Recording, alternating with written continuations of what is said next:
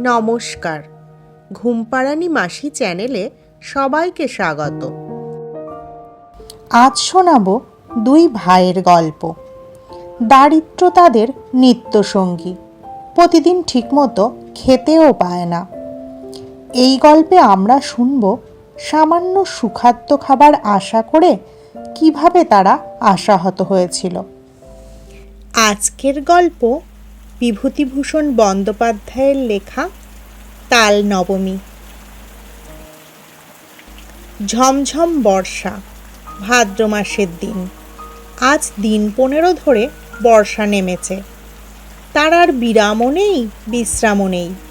ক্ষুদিরাম ভট্টাচার্যের বাড়ি দুদিন হাঁড়ি চড়েনি। ক্ষুদিরাম সামান্য আয়ের গৃহস্থ। জমি জমার সামান্য কিছু আয় এবং 2-4 ঘর শিষ্য যজমানের বাড়ি ঘুরে ঘুরে কায়ক্লেশে সংসার চলে। এই ভীষণ বর্ষায় গ্রামের কত গৃহস্থের বাড়িতেই পুত্রকন্যা অনাহারে আছে। ক্ষুদিরাম তো সামান্য গৃহস্থ মাত্র। যজমান বাড়ি থেকে যে কটি ধান এনেছিল তা ফুরিয়ে গিয়েছে। ভাদ্রের শেষে আউশ ধান চাষিদের ঘরে উঠলে তবে আবার কিছু ধান ঘরে আসবে। ছেলেপুলেরা দুবেলা পেট পুড়ে খেতে পাবে। নেপাল ও গোপাল ক্ষুদিরামের 2 ছেলে। নেপালের বয়স 12, গোপালের 10। কদিন থেকে পেট ভরে না খেতে পেয়ে ওরা 2 ভাইই সংসারের ওপর বিরক্ত হয়ে উঠেছে। নেপাল বললে, এই গোপলা, খিদে পেয়েছে না তোর? গোপাল ছিপ চাচতে চাচতে বললে, দাদা। মাকে গিয়ে বল, আমারও পেট চুই চুই করছে। মা বকে, তুমি যাও দাদা। বকুক গে, আমার নাম করে মাকে বলতে পারবি নে। এমন সময় পাড়ার শিবু বাড়ুজ্যের ছেলে চুনিকে আসতে দেখে নেপাল ডাকলে, ও চুনি, শুনে যা। চুনি বয়সে নেপালের চেয়ে বড়, অবস্থাপন্ন গৃহস্থের ছেলে, বেশ চেহারা। নেপালের ডাকে সে ওদের উঠানের বেড়ার ধারে দাঁড়িয়ে বললে, কি? আয় না ভেতরে। না, যাব না, বেলা যাচ্ছে। আমি জটি পিসিমাদের বাড়ি যাচ্ছি। মা সেখানে রয়েছে কি না ডাকতে যাচ্ছি। কেন, তোর মা এখন সেখানে যে? ওদের ডাল ভাঙতে গিয়েছে। তাল নবমীর বের তো আসছে এই মঙ্গলবার। ওদের বাড়ি লোকজন খাবে। সত্যি? তা জানিস না বুঝি? আমাদের বাড়ির সবাইকে নেমন্তন্ন করবে, গাঁয়েও বলবে। আমাদেরও করবে? সবাইকে যখন নেমন্তন্ন করবে তোদের কি বাদ দেবে? চুনি চলে গেলে নেপাল ছোট ভাইকে বললে, আজ কি বার রে, তা তুই জানিস? আজ শুক্রবার বোধ হয়, মঙ্গলবারে নেমন্তন্ন। গোপাল বললে, কি মজা না দাদা? চুপ করে থাক, তোর বুদ্ধি শুদ্ধি নেই। তাল নবমীর বেরতই তালের বড়া করে, তুই জানিস? গোপাল সেটা জানতো না, কিন্তু দাদার মুখে শুনে খুব খুশি হয়ে উঠল। সত্যিই তা যদি হয় তবে সে সুখাদ্য খাবার সম্ভাবনা বহু দূরবর্তী নয়, ঘনিয়ে এসেছে কাছে। আজ কি বার সে জানে না, সামনের মঙ্গলবারে। নিশ্চয়ই তার আর বেশি দেরি নেই। দাদার সঙ্গে বাড়ি যাবার পথে পড়ে জটি পিসিমার বাড়ি। নেপাল বললে, তুই দাঁড়া, ওদের বাড়ি ঢুকে দেখে আসি। ওদের বাড়ি তালের দরকার হবে, যদি তাল কেনে। এ গ্রামের মধ্যে তালের গাছ নেই। মাঠে প্রকাণ্ড তাল দিঘি। নেপাল সেখান থেকে তাল কুড়িয়ে এনে গায়ে বিক্রি করে। জটি পিসিমা সামনেই দাঁড়িয়ে। তিনি গ্রামের নটবর মুখুজ্জের স্ত্রী। ভালো নাম হরিমতি। গ্রাম শুদ্ধ ছেলে মেয়ে তাকে ডাকে জটি পিসিমা। পিসিমা বললেন, কিরে, তাল নেবে পিসিমা? হ্যাঁ, নেব বই কি, আমাদের তো দরকার হবে মঙ্গলবার। ঠিক এই সময় দাদার পিছু পিছু গোপালও এসে দাঁড়িয়েছে। জটি পিসিমা বললেন, পেছনে কে রে? গোপাল? তা সন্ধেবেলা 2 ভাইয়ে গিয়েছিলি কোথায়? নেপাল সলজ্জ মুখে বললে, মাছ ধরতে। পেলি? ওই 2টো পুঁটি আর একটা ছোট বেলে। তাহলে যায় পিসিমা। আচ্ছা, এসো গে বাবা, সন্ধে হয়ে গেল। অন্ধকারে চলাফেরা করা ভালো নয় বর্ষাকালে। জটি পিসিমা তাল সম্বন্ধে আর কোনো আগ্রহ দেখালেন না, বা তাল নবমীর ব্রত উপলক্ষে তাদের নিমন্ত্রণ করার উল্লেখও করলেন না। যদিও দুজনেরই আশা ছিল হয়তো জটি পিসিমা তাদের দেখলেই নিমন্ত্রণ করবেন। এখন দরজার কাছে গিয়ে নেপাল আবার পেছন ফিরে জিজ্ঞেস করলে, তাল নেবেন তাহলে? তাল? তা দিয়ে যেও বাবা। কটা করে পয়সায়? 2টো করে দিচ্ছি পিসিমা। তা নেবেন আপনি? 3টে করেই নেবেন। বেশ কালো হেড়ে তাল তো, আমাদের তালের পিঠে হবে তাল নবমীর দিন। ভালো তাল চাই। মিষ্কালো তাল পাবেন, দেখে নেবেন আপনি। গোপাল বাইরে এসেই দাদাকে বললে, কবে তাল দিবি দাদা? কাল। তুই ওদের কাছে পয়সা নিস নে দাদা। নেপাল আশ্চর্য হয়ে বললে, কেন রে? তাহলে আমাদের নেমন্তন্ন করবে দেখিস এখন। দূর, তা হয় না। আমি কষ্ট করে তাল কুড়োবো আর পয়সা নেব না? রাত্রে বৃষ্টি নামে, হু হু বাদলার হাওয়া সেই সঙ্গে। পূব দিকের জানলার কপাট দড়ি বাঁধা, হাওয়ায় দড়ি ছিঁড়ে সারা রাত শব্দ করে ঝড় বৃষ্টির দিনে। গোপালের ঘুম হয় না, তার যেন ভয় ভয় করে। সে শুয়ে শুয়ে ভাবছে, দাদা তাল যদি বিক্রি করে তবে ওরা আর নেমন্তন্ন করবে না। তা কখনো করে? খুব ভোরবেলা উঠে গোপাল দেখলে বাড়ির সবাই ঘুমিয়ে, কেউই তখন ওঠেনি।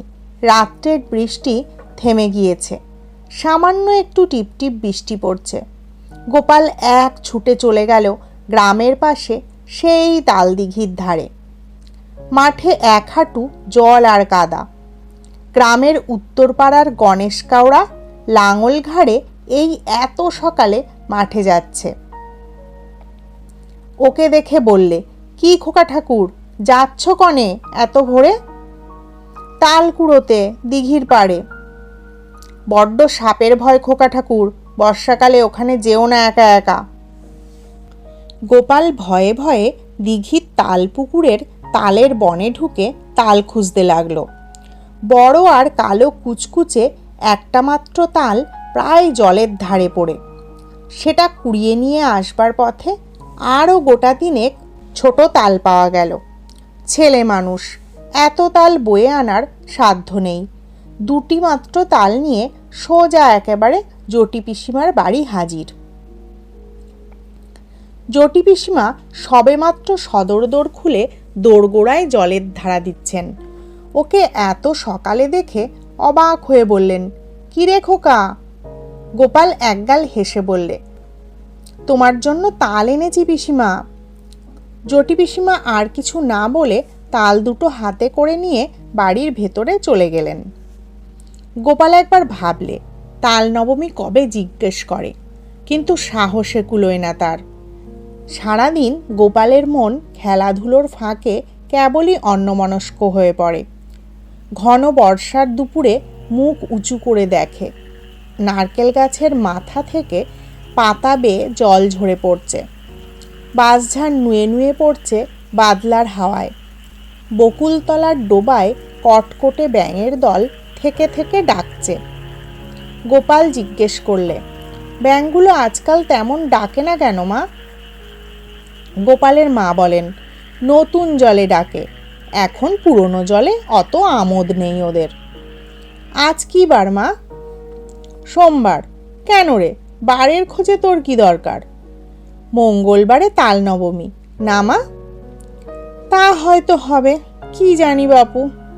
নিজের হাঁড়িতে চাল জোটে না, তাল নবমীর খোঁজে কি দরকার আমার? সারাদিন কেটে গেল। নেপাল বিকেলের দিকে জিজ্ঞেস করলে, জটি পিসিমার বাড়িতে তাল দিয়েছিলি আজ সকালে? কোথায় পেলি তুই? আমি তাল দিতে গেলে পিসি বললেন গোপাল তাল দিয়ে গেছে, পয়সা নেয়নি। কেন দিতে গেলি তুই? একটা পয়সা হলে দুজনে মুড়ি কিনে খেতাম। ওরা নেমন্তন্ন করবে, দেখিস দাদা, কাল তো তাল নবমী। সে এমনিই নেমন্তন্ন করবে, পয়সা নিলেও করবে। এই একটা বোকা। আচ্ছা দাদা, কাল তো মঙ্গলবার না? রাত্রে উত্তেজনায় গোপালের ঘুম হয় না। বাড়ির পাশের বড় বকুল গাছটায় জোনাকির ঝাঁক জ্বলছে। জালনা দিয়ে সেদিকে চেয়ে চেয়ে সে ভাবে, কাল সকালটা হলে হয়, কতক্ষণ যে রাত পোহাবে। জটি পিসিমা আদর করে ওকে বলবেন খাওয়ানোর সময়, খোকা, কাকুরের ডাল না আর নিবি? মুগের ডাল বেশি করে মেখে নে। জটি পিসিমার বড় মেয়ে লাবণ্যদি একখানা থালায় গরম গরম তিল পিটুলি ভাজা এনে ওর সামনে ধরে হেসে বলবে, খোকা, কখানা নিবি তিল পিটুলি? বলেই লাবণ্যদি থালাখানা উপুর করে তার পাতে ঢেলে দিলে। তারপর জটি পিসিমা আনলেন পায়েস আর তালের বড়া। হেসে বললেন, খোকা, যা তাল কুড়িয়ে দিয়েছিলি তাই পায়েস হলো। খা খা, খুব খা, আজ যে তাল নবমী রে। কত কি চমৎকার ধরনের রাধা তরকারির গন্ধ, খেজুর গুড়ের পায়েসের সুগন্ধ বাতাসে। গোপালের মন খুশি ও আনন্দে ভরে উঠল। সে বসে বসে খাচ্ছে, কেবলই খাচ্ছে। সবারই খাওয়া শেষ, ও তবুও খেয়েই যাচ্ছে। লাবণ্যদি হেসে হেসে বলছে, আর নিবি তিল পিটুলি? ও গোপাল! হঠাৎ গোপাল চোখ চেয়ে দেখলে জানালার পাশে বর্ষার জলে ভেজা ঝোপঝাড়, তাদের সেই আতা গাছটা। সে শুয়ে আছে তাদের বাড়িতে। মার হাতের মৃদু ঠেলায় ঘুম ভেঙেছে। মা পাশে দাঁড়িয়ে বলছেন, ওট ওট, বেলা হয়েছে কত, মেঘ করে আছে তাই বোঝা যাচ্ছে না। বোকার মতো ফ্যাল ফ্যাল করে সে মায়ের মুখের দিকে চেয়ে রইল। আজ কি বার মা? মঙ্গলবার। তাও তো বটে, আজই তো তাল নবমী। ঘুমের মধ্যে ওসব কি হিজিবিজি স্বপ্ন সে দেখছিল। বেলা আরও বাড়ল। ঘন মেঘাচ্ছন্ন বর্ষার দিনে যদিও বোঝা গেল না বেলা কতটা হয়েছে। গোপাল দরজার সামনে একটা কাঠের গুঁড়ির ওপর ঠাঁই বসে রইল। বৃষ্টি নেই একটুও। মেঘ চমকালো আকাশ।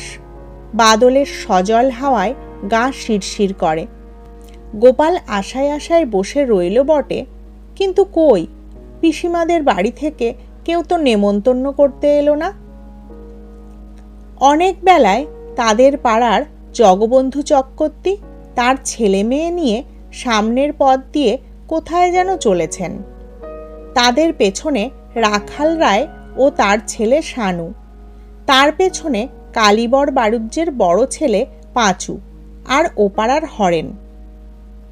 গোপাল ভাবলে, এরা যায় কোথায়? এ দলটি চলে যাবার কিছু পরে পুরো নবীন ভট্টাচার্য ও তার ছোট ভাই দিনু সঙ্গে এক পাল ছেলে মেয়ে নিয়ে চলেছে। দিনু ভট্টাচার্যের ছেলে কুড়োরাম ওকে দেখে বললে, এখানে বসে কেন রে, যাবি নে? গোপাল বললে, কোথায় যাচ্ছিস তোরা? জটি পিসিমাদের বাড়ি তাল নবমীর নেমন্তন্ন খেতে। করেনি তোদের? ওরা বেছে বেছে বলেছে কি না? সবাইকে তো বলেনি। গোপাল হঠাৎ রাগে অভিমানে যেন দিশাহারা হয়ে গেল। রেগে দাঁড়িয়ে উঠে বললে, কেন করবে না আমাদের নেমন্তন্ন? আমরা এর পরে যাব। রাগ করার মতো কি কথা সে বলেছে বুঝতে না পেরে কুড়োরাম অবাক হয়ে বললে, বারে, তা অত রাগ করিস কেন? কি হয়েছে? ওরা চলে যাবার সঙ্গে সঙ্গে গোপালের চোখে জল এসে পড়ল। বোধহয় সংসারের অবিচার দেখেই। পথ চেয়ে সে বসে আছে কদিন থেকেই, কিন্তু তার কেবল পথ চাওয়াই সার হলো। তার সজল ঝাপসা দৃষ্টির সামনে পাড়ার হাড়ু, হিতেন, দেবেন, গুটকে তাদের বাপ কাকাদের সঙ্গে একে একে তার বাড়ির সামনে দিয়ে চটি পিসিমাদের বাড়ির দিকে চলে গেল।